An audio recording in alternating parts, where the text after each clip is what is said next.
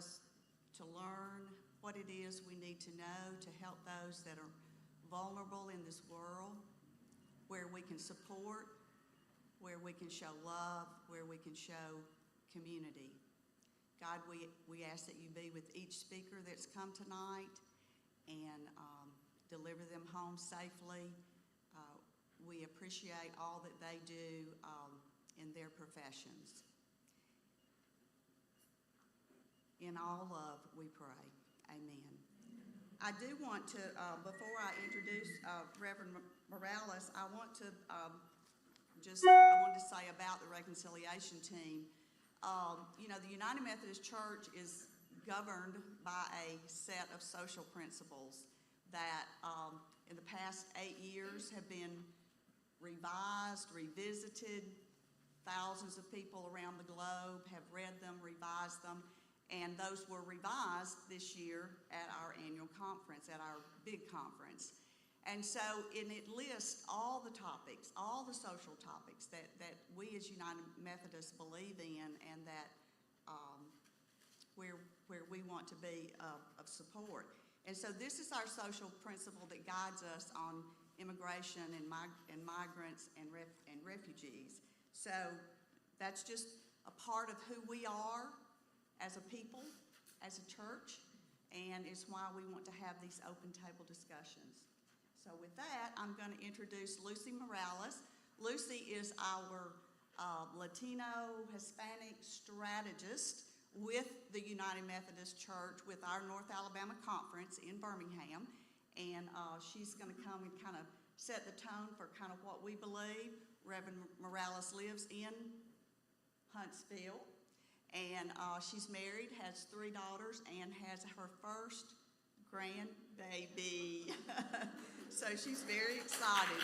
So Lucy, come and we welcome you.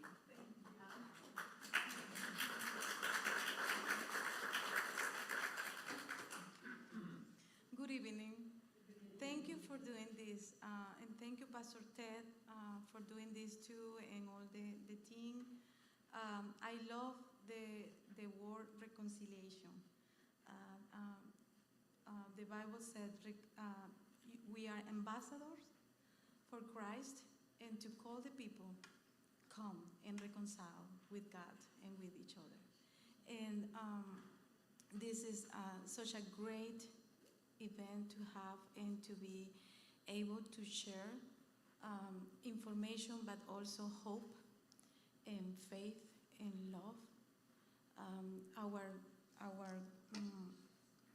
One of our missions also for the United Methodist Church is open doors, open hearts, open minds. And that was something that brought me to the United Methodist Church since my first years in the Methodist Church from Venezuela. So I am originally from Venezuela. I am from the south, but very south. You can see, you can hear my accent. And so the North Georgia United Methodist Church brought my husband and I to North Georgia, UNC, now more than 20 years ago. So my first home church here in the United States is Georgia, I'm sorry. And then, so the idea was to bring us to be missionaries to the Latino community. And we were naive. We thought that the Latino community will be like us. But certainly they are not. We are a multicultural, multi-diverse Latino community. And so Mexicans, Guatemalans, Peruvians, Venezuelans, Colombians, Hondurans, whatever country in Latin America are really different between them. Of course, we are united by the general language, which is Spanish, but at the same time, we have differences too. So I like to use the word Latino because also we can include Brazilians, and we can include the communities that they don't speak Spanish, but they are in Latin America too.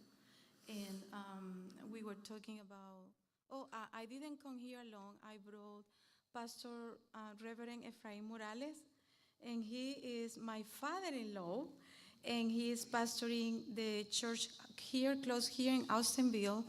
And he was telling me about the community that they had there, people from Guatemala, Mexico, and Haiti, and Venezuela, Colombia, but especially the people from Guatemala, how many languages they have also, right? And so it's so complex and so diverse what we have right now. And that was our challenge for the Methodist Church, for the conference of North Georgia. And then the North Alabama brought my husband, me here. My husband is also a pastor. And the challenge to developing and discipleship among the Hispanic Latino nation has been very, very complex. And we try to also follow the social principle that my sister here, mind you, that we have here, and is bringing and helping the immigrants in our community and opening our doors for them, opening our hearts for them. We have been collaborating with refugees, with asylum seekers, with other people, different stage in their immigration path, helping them in the church. And one thing that, especially in Georgia, I remember that one thing we start saying is we are not asking for immigration status at all. And okay, you are from a Latino country, what are you from, where are you from? And they will say the country, and that's it. And then we can start working together. And in the conference, we have two different approach in working with the Latino. One is working with and working to them or toward them. And so these two different approaches it can give you an overall in what to do. So when we work to them or for them, is providing, like the social principle here, providing assistance with food, with housing, with education, with employment. But working with means working along them.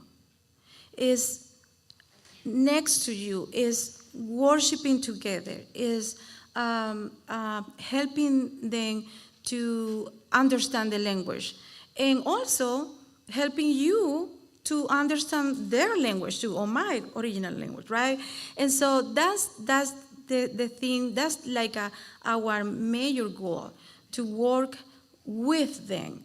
And so because for me, I'm passionate about salvation. I'm passionate about, this is an opportunity that you have to know about the love of God, right?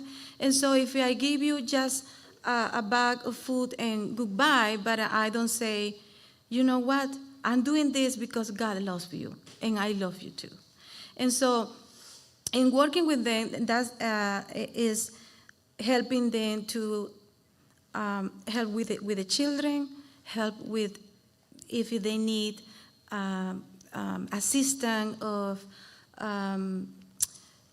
information about immigration, if they are asking you for that. I'm so glad also to have my sister here from Venezuela too, Eliana. Eliana and I, we have been talking a lot about immigration, right, and how to help the community and finding ways to help them.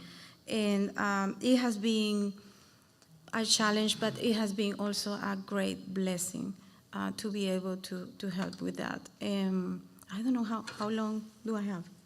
I'm good? 2 minutes. Okay.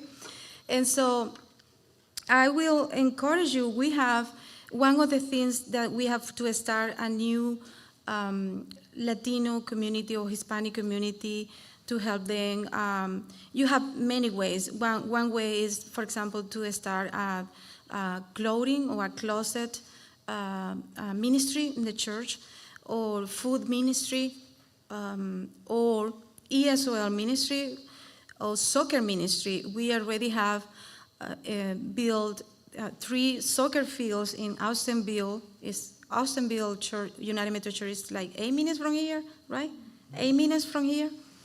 And we have 3 soccer fields, and we need volunteers to bring all the kiddos, the Latino kiddos or whatever, other children also are welcome to play soccer and to interact and to be together.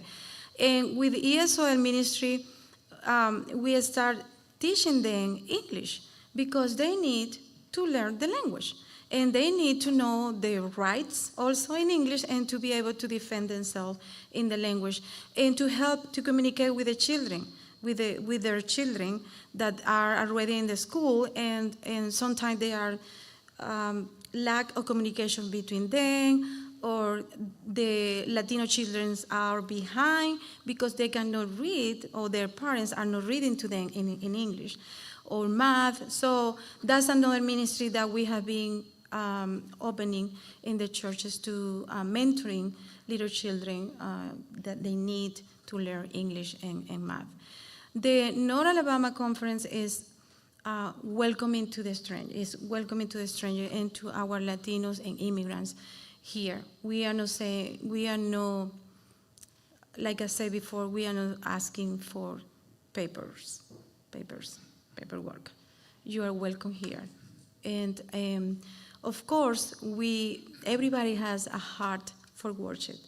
And when we start a Spanish congregation service, is because we want them to be able to worship in the language of their heart.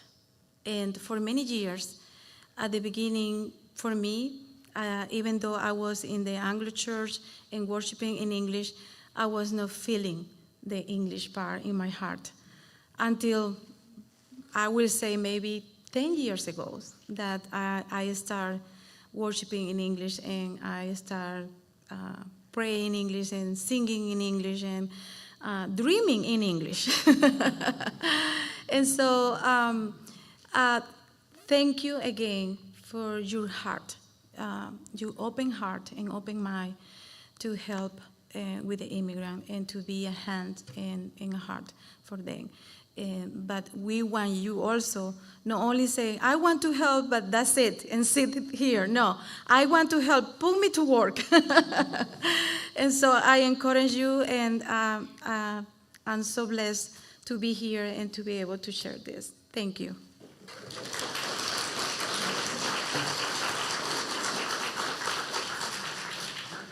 Thank you so much, Pastor Morales. We're so fortunate to have you come in, and we're all also fortunate to be a part of a conference and part of a faith community that believes in loving everyone, that believes in inviting the strangers in. Hebrew 13, verse 2 tells us, do not neglect to show hospitality to strangers, for through it some have entertained angels unaware.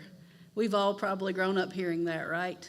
So how fortunate we are to be in a conference and under the leadership of a pastor who believes with all of their heart that that is our mission, right? So I would like to introduce our next guest to you, who will tell a little bit about her personal story. Rosa, would you please come and introduce yourself much better than I can? Thank you, guys. Good evening. Hopefully, so kind of tall. I usually have this problem, so I'm used to it. All right. Good evening again. My name is Rosa Calderon.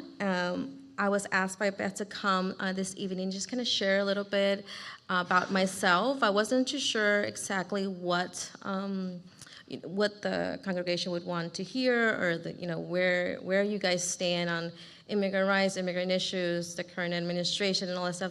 So I'm just going to share my point of view, and hopefully that we can have a dialogue and a civil discussion, right? Which I'm sure is not going to be an issue. Again, Rosa Calderon. I'm actually from Decatur. I graduated from Austin High School, class of 2003. Woohoo! Yes.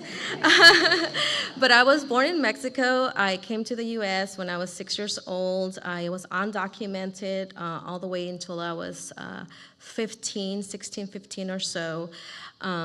And when I was in high school and I was a junior, I was in ROTC, and my senior Army instructor, Colonel Walker, was talking to me about college. Where are you going to go to college? And I bursted in tears because I was like, I can't afford to go to college. I don't have papers. I can't get scholarships. I can't even join the military.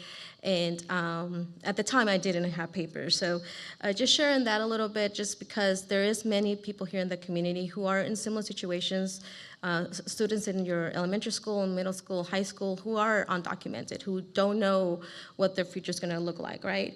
And some say, well, get in line. Rosa was able to do it. She's a U.S. citizen now. She works for the federal government. She's an officer in the Navy. How come she was able to do it and you're not? Well, that's because the laws were different back in 1990, 1994. My dad was able to get a green card under the agricultural program of the 80s, late 80s or so. And he was able to get his green card because he worked in the strawberry fields in California. And then he brought us over, then petitioned for us. And back before 2001, if you had a person that was, like if your mom or dad had a green card and they petitioned for you, you didn't have to leave the United States. You just paid a fee if you're over 18. If you're under 18, you didn't have to pay $1,000. They said you were a minor, you had no fault to come. You didn't have a choice. So there was no fee charged. My mom, she was charged $1,000 to get her green card, additional to the regular regular fee, right? This is before 2001. So it was much easier. There was a path to get to a green card. It was a path to get to citizenship, right? So I came in 1990, got my green card. I became a U.S. citizen in 2007. So that was 17 years, right? That's a long time. But there was a path. There isn't a path for most people nowadays. And if there is a path, most likely you're going to have to leave the United States, and you risk not being allowed to come back. And I say that because it's real, right? So I'm sharing that and saying, I'm a U.S. citizen now, right? And we were talking, I forget who I was talking to earlier, about I don't like to call myself an activist because it has a negative connotation to it, right? But I have been volunteering with the immigrant rights organizations here in Alabama since 2012. I don't know if people remember HB 56, all right? Okay, so HB 56, they're gonna pass these laws, anti-immigrant laws here. It's gonna affect the state of Alabama. And I email HICA. I'm like, what's it called? Hispanic Immigrant Coalition of Alabama, I think. Thank you. And I'm like, what are you guys doing? What are you guys doing to stop this? Our immigrant community are going to be affected, and this is a bad bills. It's like, oh, well, come with us. Come protest. We're actually going to be in Montgomery on Tuesday or something. Come. There's going to be people there. Come volunteer. I took off work and I went to Montgomery and I was there, and that started my my activism community organization days. So I say that because we are going to talk about hopefully how you can get involved, right? We say, well, I don't know what to do, or I'm not an immigrant, or I'm not undocumented, because I'm not undocumented anymore, right? And I have to be reminded of that sometimes, that I don't speak for the undocumented community because I don't technically belong to it anymore, right? I'm an ally now. But anyway, so we talk about how can we, right? How can we be allies? How can we support? And I was talking to Beth about how since 2012, when I was volunteering, the ways that I helped was bringing in workshops, right? I can't do the workshops. I'm not an attorney. I can't do the workshops per se unless I get trained. If I don't know how to do it, I bring someone that knows how to do them. We partner up with organizations like HICA or ACIJ, the Alabama Coalition for Immigrant Justice. They provide training, they're bringing people, they provide the resources, which money, right? Money, resources, people, knowledge, a way of volunteering. And I was talking to Beth about how that can be done here. right here at the gym where we were having dinner, right? Bringing in workshops, bringing in pro bono attorneys that can come and help, providing workshops where people know their rights, and even providing that workshop here for you guys to know what are the rights of immigrants, because they're very, very similar to what the rights of non-immigrants are, but sometimes we forget that, right? So just having that understanding of what can we do, right? And sometimes, like, I'm a naturalized citizen. I wasn't born in this country. That means I could lose my citizenship. It's supposed to be very rare, as opposed to do like commit treason and they'll revoke my citizenship. But I don't know if you guys have been aware with the news, they'll look for any excuse to get people, right? And they're gonna go after the big targets, the people who are out there at the front of the Washington Post or the Decatur Daily, I guess, and saying, protesting and being the face of the movement. Because I am naturalized, because I am in the military, because I work for the federal government, a federal worker, I mean, they're trying to get rid of a lot of federal workers, I can't be at the front like I used to be, right? I have to, unfortunately, step back. But I still want to help, and I still want to be involved. It's just going to have to be a low key, not as what it used to be, right? And understanding that some of you guys may have to do the same, right? Some of you guys may not want to be at the front, and that's okay, right? But sometimes we're going to need those people who can and are willing to be at the front of the movement, who aren't immigrants, who aren't undocumented, but are willing to put themselves at risk. That's also, a way to be part of the movement and helping that community and getting that change across. Because I'm not trying to be dramatic or like the world's coming to an end, but it does feel like that sometimes. Again, I'm not part of the undocumented community. My dad has a green card. My mom has a green card. But what does a green card mean nowadays? I mean, they can revoke it at any time. For any reason, apparently, that they can come up with, right? So I say that because we need these type of conversations. We need these type of venues and places where we can come and talk and answer any questions you guys may have, right? Yeah, so I don't know what else to say. I get a little nervous sometimes. I've been out of volunteering for a minute. But yeah, I just wanted to share, open up that, and we're going to have a Q&A afterwards, after we have the other speakers. So just feel welcome to ask any questions you may have. Don't feel like any questions, I'd rather you ask it here and get an honest answer instead of just assuming or going on Fox News and reading that. Anyways, well, thank you for having me. I appreciate it.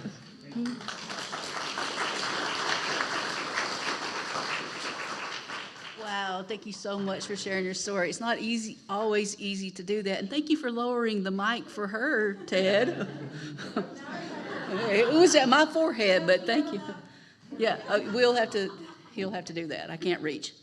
Thank you so much for that. And what stuck with me, I always kind of pinpoint words, and what stuck with me was ally. And I know in our scriptures, we kind of don't hear that word in every other scripture, but a word that we hear that means that maybe will strike with you is neighbor. So if we think of our allies and being allies as being a neighbor, okay, we kind of get a real strong message there of how we are supposed to partner with our communities, right? That's what I took from it. Thank you so much for sharing your personal story, Rosa. And again, that takes a lot of courage to do. And now I would like to talk to you or introduce another friend of mine, Ellie Whitaker, who is working in an attorney's office. Ellie is from Venezuela. And in Venezuela, she is already an attorney. This is another part of coming to our country. When you come to America, you don't get to bring that degree with you. Okay, so no matter how qualified you are, it happens with engineers, doctors. No matter how qualified you are from the finest schools in the world, when you come here, you have to go through that process again. So welcome, Ellie.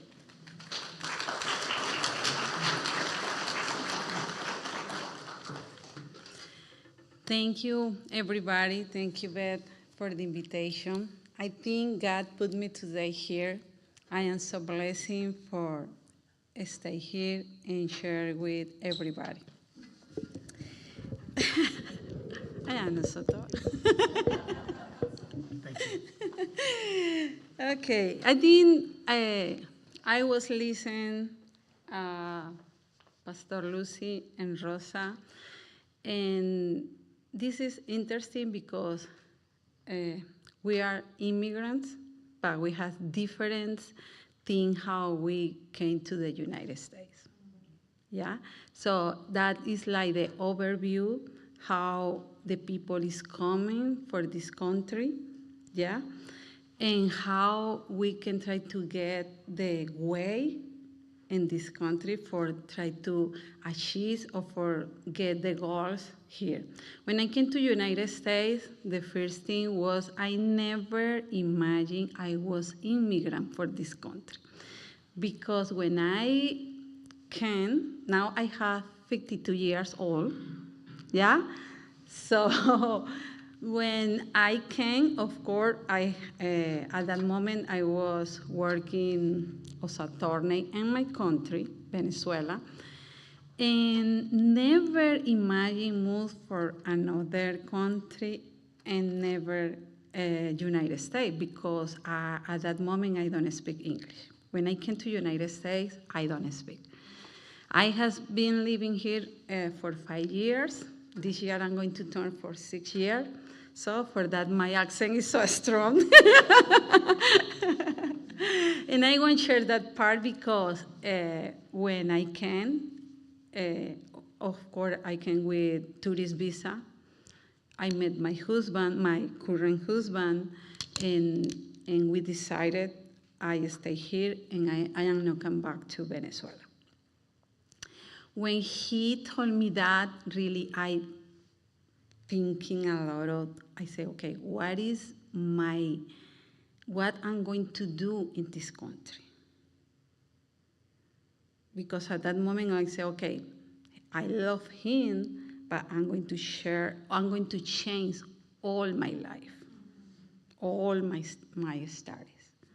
At that moment, that is real for us. Venezuela has the hard situation. Is difficult for the people to understand what happened in my country, because we are almost like the rich country in the world, but we are the poor country in the world. So that is like we'd say, wait a minute, how that happened?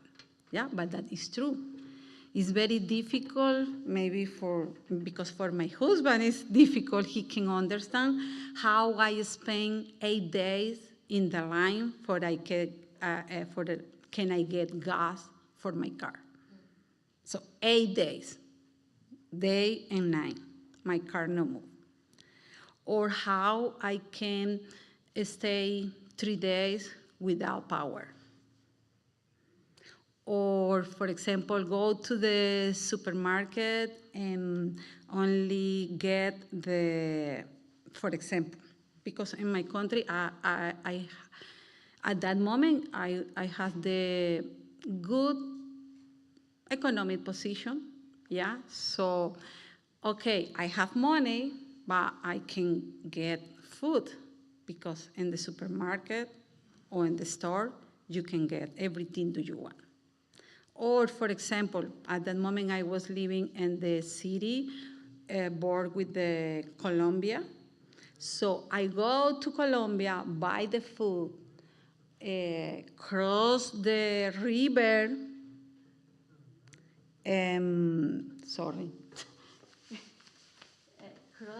cross the river and exposed for many dangerous situations for bring food to my home.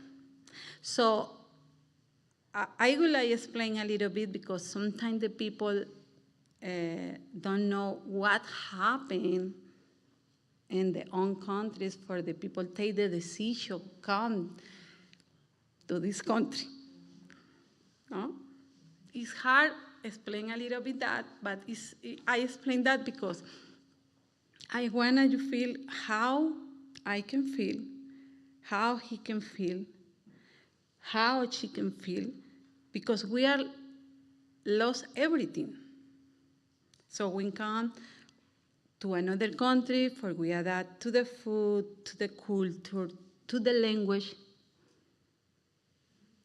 Yeah, we love friends, we love house, we love the bed. In my first 2 years, I'm missing every day my bed. Really? Really, every day.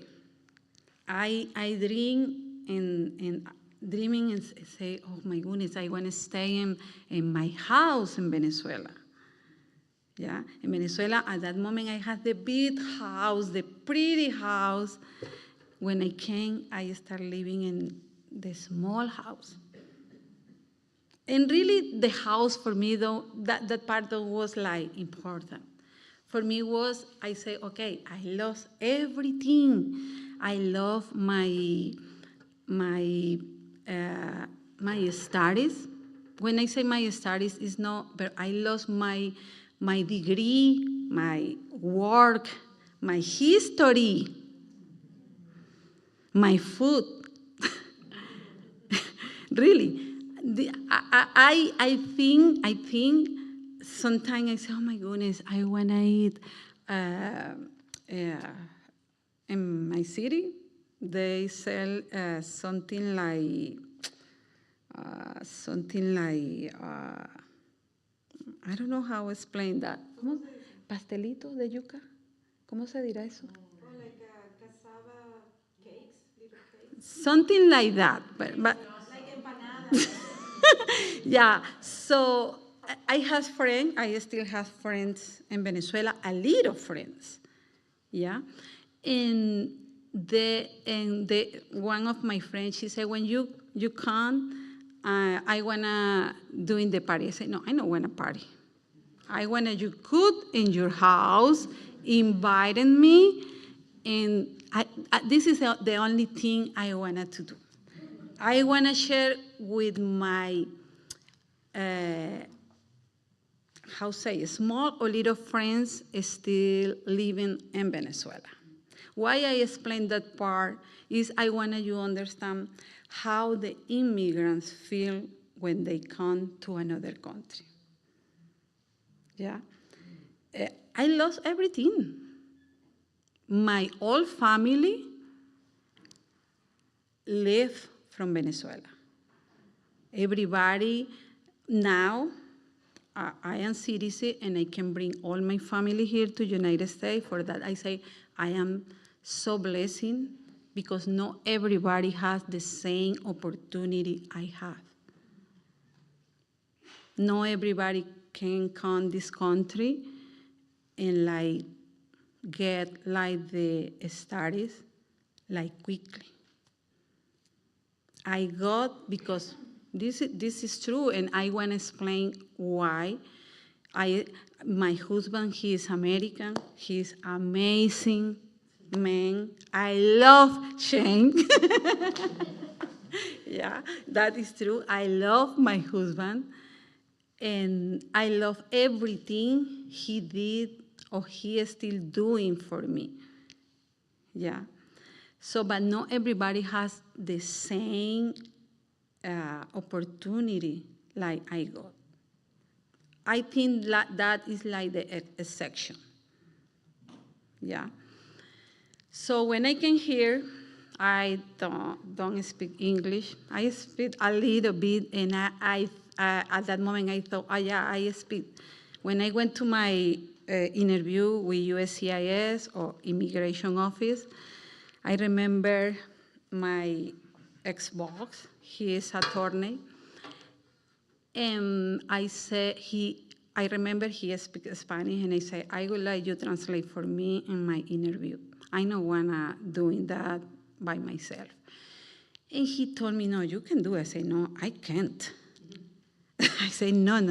That is very different, because one thing is I talk with my husband every day, hey, I love you, how are you, how was your day, what did you eat? This is the basic vocabulary, but it's different when you are going to be in front to the authorities, like the judge, like the doctor, like the police, like the everybody, and you try to tell in like the another kind of words or level high English. And he told me, no, you can do it. I said, I can't. When I arrived to the interview, I remember I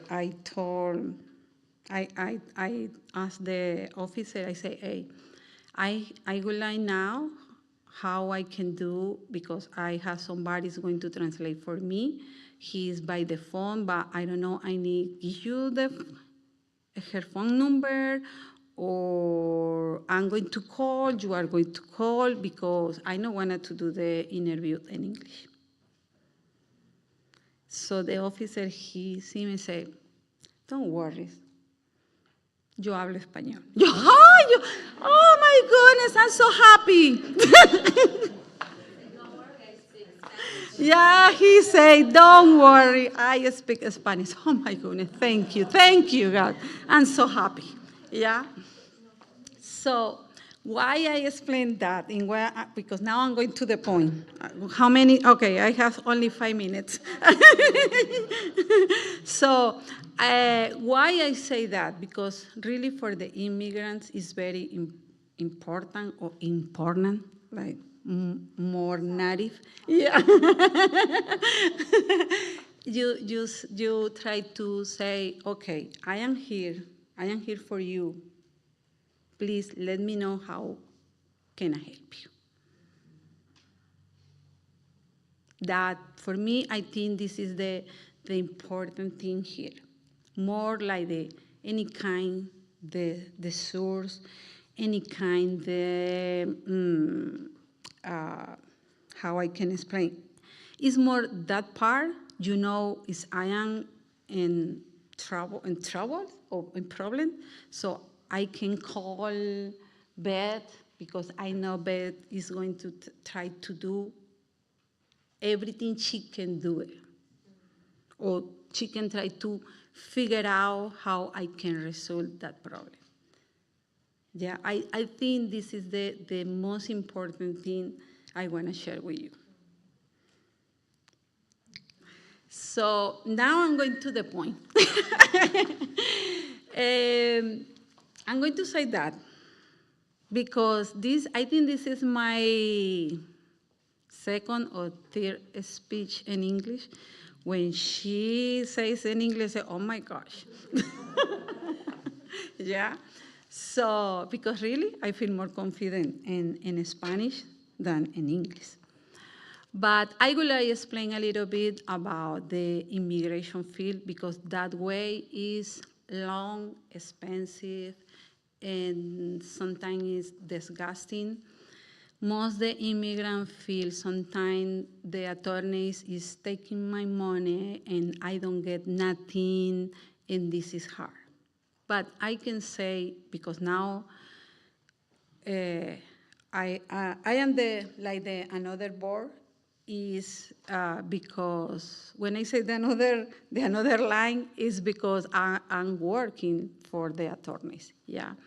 So I can understand how is that process, how the attorneys feel when they can win the case, or when they can get nothing for the clients, or how they feel when they try to figure out, but the attorney can do it, because nothing, sometimes the attorneys can do nothing for the people.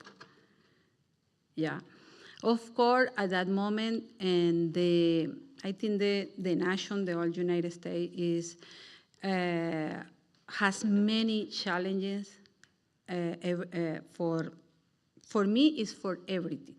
Yeah, I don't want to talk about the policy, but that is the reality. So the new president, I think he wants to do something good for the United States, because this is the another part.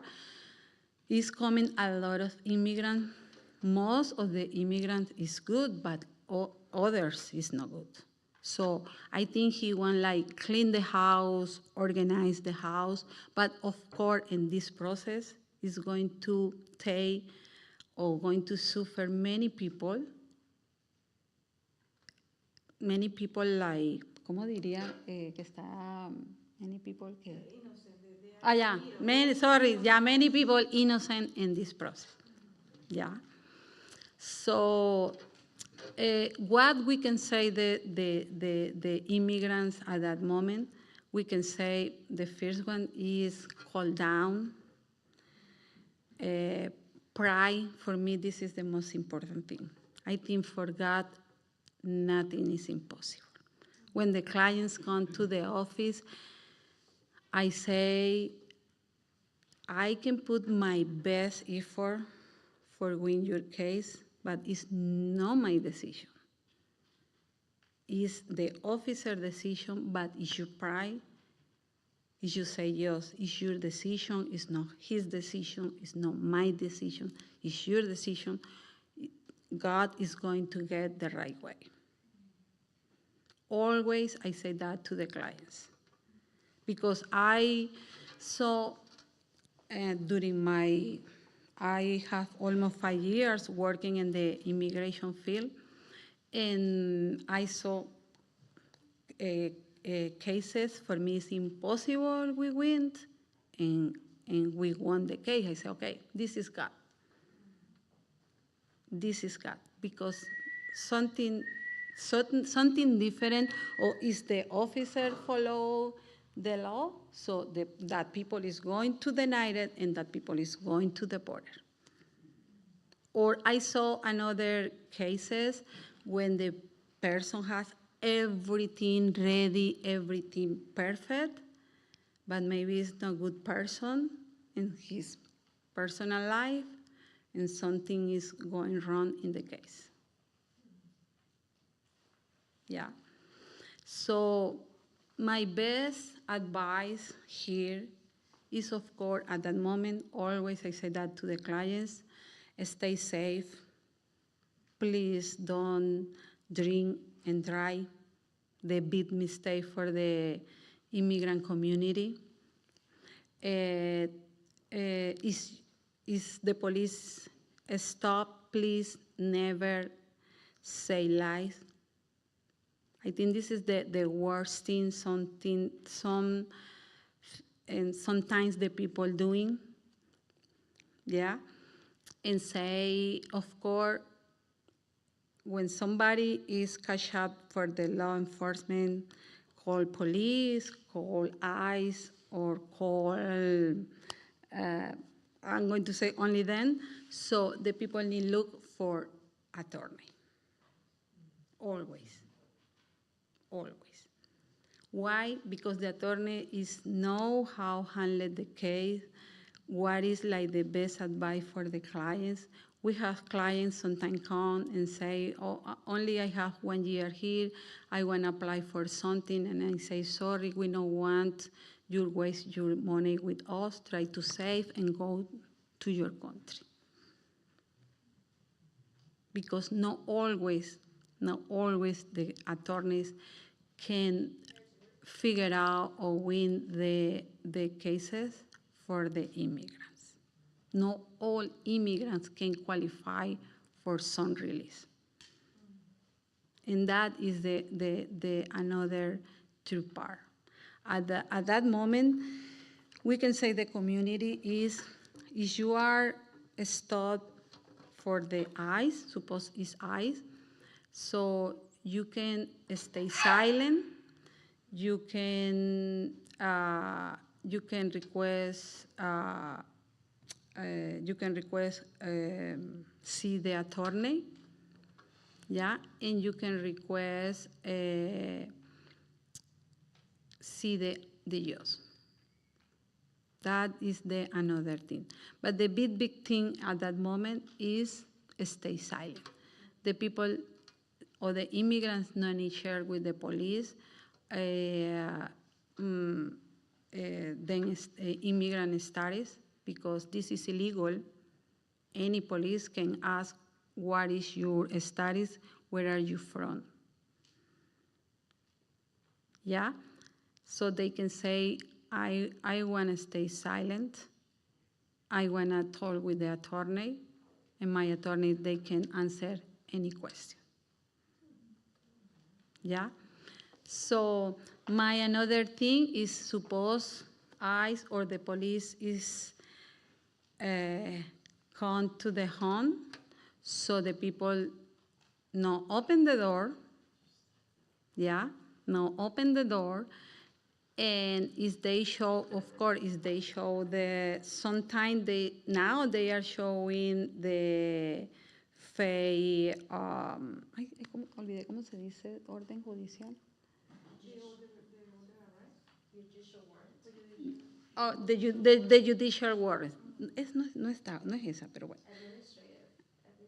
Okay, the administrative order, this is not valid for the police arrest the people.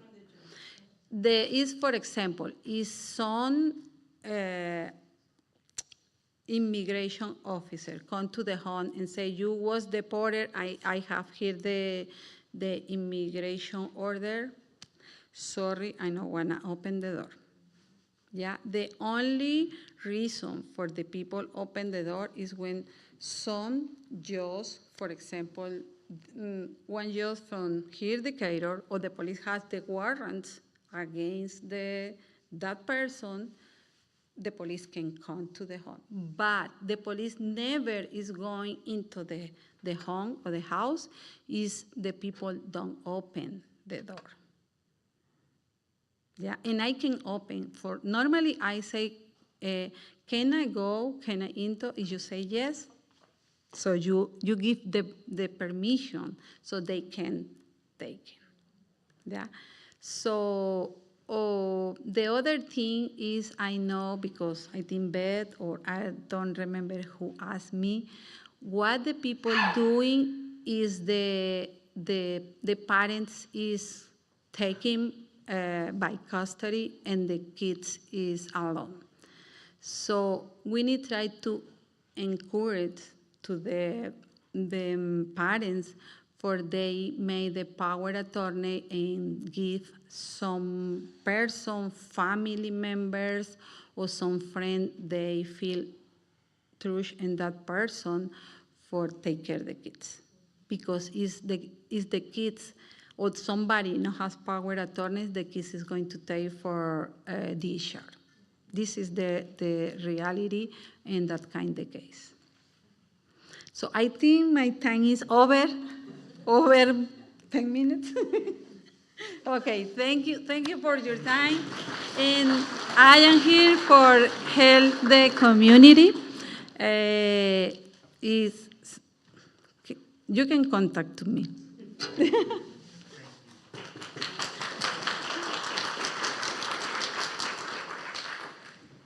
So we're going to have a chance to do some question and answers.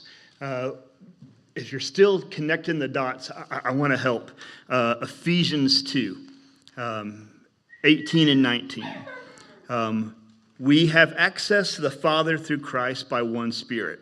So now there's no longer strangers, there's no longer immigrants, there's no longer aliens. Rather, we're fellow citizens with God's people, and we belong to God's household. Right? So the thing that we strive for here is we want a church that resembles heaven. Right? We want a family that resembles what's happening in heaven to be here on earth. If we ignore this conversation, we're not being fellow citizens of God's family. So thank you for this vital conversation tonight. I'm going to ask if y'all would come, and we have about 10 minutes. We're just going to hit a few questions. So we'll try to do a question each. Does anybody have one that you'd like to share? Yes, this is Pastor Amy Parsons Vaughn. I want to know a good source of information about what is happening in Alabama in our sister community. I know on the national scale, I kind of know who to trust and who not to trust, but what is a good source to know how many people are being rounded up? What's happening? So Pastor Amy's asked question is a local update. What's happening in Alabama? What's going on right now with the community? Just kind of an update. Is that a good? If people couldn't hear, I wanted to hit it back. Who'd like to answer that one? Rosa, do you have information? about the 4 laws that are about to pass. I don't know about the 4 laws just yet, because again, I was worried about, this is so selfish, right? But I was worried about keeping my job. I'm a federal worker. I'm sorry. A friend of mine reached out to me and was like, Rosa, you need to come and volunteer. We're gonna have a thing in Montgomery. Emotionally, I wasn't there. I couldn't do it, right? But who do I trust? ACIJ, Alabama Coalition for Immigrant Justice, they're at the front line. They're the ones that are organizing events to go down to Montgomery and speak and bring in the immigrant community who are going to be directly impacted and be able to speak, right, in front of our elected officials in the state of Alabama, in Montgomery, right? HICA, there's the other one that they actually have an immigration lawyer on staff. They provide legal services. Sometimes, I think we mentioned it earlier, we can't always, they're not ready to, how do I say this? We're not like the Red Cross, right? We're not charity, but sometimes people have needs that need to be taken care of before they're able to be. Like, I wasn't ready to go and be in Montgomery because I had personal issues, right? Where sometimes their legal stuff, especially with immigration, is overtaking their lives. So we need to fix that before they can become volunteers of an organization or be part of a church like this, right? Just putting it out there. So those are the 2 organizations that I follow that directly deal with immigrant rights. The Southern Poverty Law Center as well partners with ACIJ and HICA. Who else could I think? There's another one called Adelante. They do more of workers' rights, and they're more with people in Birmingham. So if their wages are being stolen and their employer doesn't want to pay them and threatens with, I'm going to report it to ICE, then depending on the case, Adelante would take the case. There's attorneys on staff that will take the case and go fight for those wages. And they have won. And even if the person's not documented, they still have rights. So those are the 4 organizations that I can think of here in Alabama. Thank you so much. And Jill put the email in the newsletter for the ACIJ, so that's another good resource. Another question? Yes. This is Allison Akins. I'm a teacher at a middle school here in town, and I have a student, and I've been told secondhand this is a situation where he has some medical issues, but his family's undocumented, and the mother won't take him to the doctor because she's scared they'll be reported. What kind of medical access do people that are undocumented have? You know, it's kind of I can't ask the questions that I'd like to ask you, but I worry. Yes. Well, we have about 2 clinics that they speak Spanish, and they are for the Latino community. And I can put together the information for you and for the mother. And this is the time that she will need to. Is the child a citizen born here? No. The child? Okay, but he's a minor, right? Yeah. And so, well, like Rosa was saying about, or Eliana, about have somebody that could be responsible for him, like a power of attorney or something like that. Also, in case that's because he really needs the help. When we are talking about child, it depends. I would like maybe talk with the family, because probably they can qualify. It depends. We review the case, but maybe they can qualify for a special immigrant juvenile. That is the special program in immigration.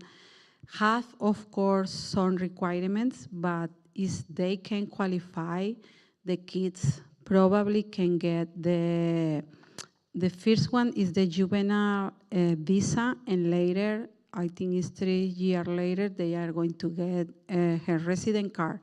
when the U visa is when the juvenile visa is pending, they can get the Social Security and permit work authorization. It's not for work, it's only the permit work authorization is like one I did, but that allow they can get the Social Security number or card.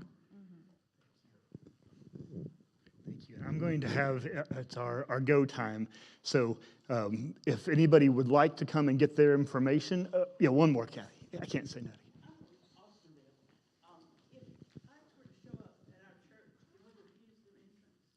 Okay, the question is, what happens if ICE shows up to your church? Well, I was already in a paneling with churches for what to do when they come to the church. First, what Eliana said, if they have an order from a judge, but they are welcome to, oh, you are coming, we are in a worship service, you can sit and you can hear the worship and you can hear the sermon, and then you can show us the order of arrest from a judge. If it's administration or if it's another thing, I'm sorry, but we are gonna call an attorney or we are gonna call another representative from the state. But in response from the first question, right now in Alabama, we will say that we are safe, exactly. That will be the word, but safe but not that safe, right?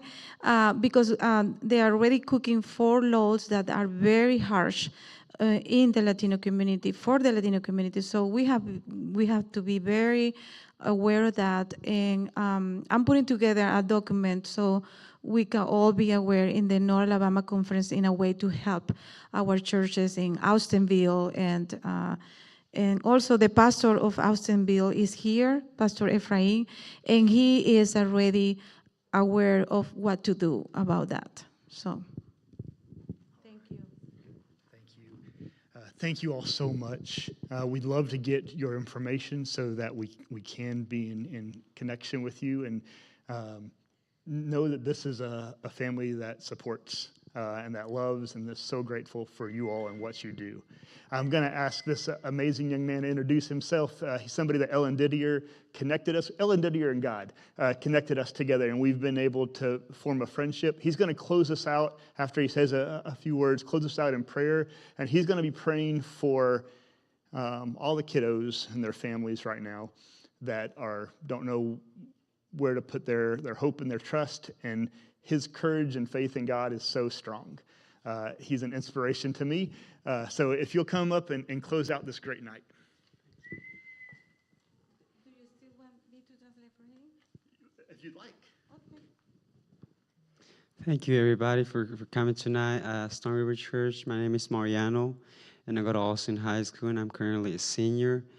I'm so grateful to have the privilege to be right here today with y'all, and that God gave me this opportunity. Thank you again for your time and for being willing to hear about the immigrant situation. And there's so many things going on, but the only thing we could do is just pray and put everything in God's hand, because He is the ultimate source and that who could take care of everything, what is happening. And I just want to share a little bit of my story too. I came here in 2018, and I was 12 years old. And from my personal life and experience, I don't really think of what is happening. I know I'm an undocumented student, but I don't really pay attention to what is happening since I'm 18, and don't really think about. I still don't think about as an adult, so don't really pay attention to those things. But of course, I'm praying that God will work in His way. And again, I just thank you everybody for coming tonight. And I'll close in prayer if you would bow your head and close your eyes. Amado Dios, My beloved God, te doy gracias, Señor, I give you thanks por esta oportunidad. for this opportunity. Todo lo que hablamos everything that we have been talking here, lo encomendamos en tus we manos. put it in your hands. Tú tienes el control. You have the control. Cada persona Each person que está teniendo una situación difícil, that is having a difficult situation, clamamos por ellos. we cry out for them. Y Señor, Lord, pedimos que tu mano poderosa esté sobre sus vidas. we ask you that your powerful hand is over their lives. Señor, te pedimos que les llenes de esperanza. And we ask you for them to be filled with your hope. Señor, abrázalos con tu amor. And they can feel your embrace of love. Señor, te pido que bendigas a cada uno de los que pudieron llegar hoy en esta noche. We ask you for the blessing for each person here tonight. Señor, gracias por tu presencia. And thank you for your presence. Todo lo que hacemos, Because everything we do, que no sea nuestra voluntad, that could not be our will, pero la tuya, Señor. but your will. Señor, te pedimos dirección, And we ask you for advice, for direction, discernimiento. and for discernment. Te pedimos sabiduría. And we ask you for wisdom. Te pedimos, Señor, que tú seas el que nos ayude. And we ask you that you be the one helping us. Señor, hay muchas cosas por qué orar, Lord, we have so many things for what to be praying here. pero la única cosa que pedimos That the only thing that we want to ask you es que tu presencia esté siempre con nosotros. for your presence to be with us. Señor, te pedimos And we ask you, Lord, en el nombre del Padre, in the name of the Father, del Hijo the Son, y del Espíritu and Santo, the Holy Spirit. en el nombre de Cristo In Jesús. the name of Christ Jesus. Amén. Amen. Thank you so much. As we go, Beth has these red cards that cards that you can put in your give out to anyone. There, one side is in English, one side is in Spanish, and it will give instructions of what to do if and anyone from ICE or you're looking for anyone to be able to help and to give or to just to be able to display that you're an ally and you love. So Beth will be out in the back. All this came together in a few hours. Alan Stone that we had booked for, got rain, snowed out. Anyway, this all happened. He had COVID and couldn't be here. Beth contacted this incredible team. Y'all came. You were able to reschedule. We're so honored that y'all are here. Stone River, thank you for being here tonight. Thank you all. Thank you. They can find my name in the North Alabama website, Yes. so they can find my information. Thank you. Thank you.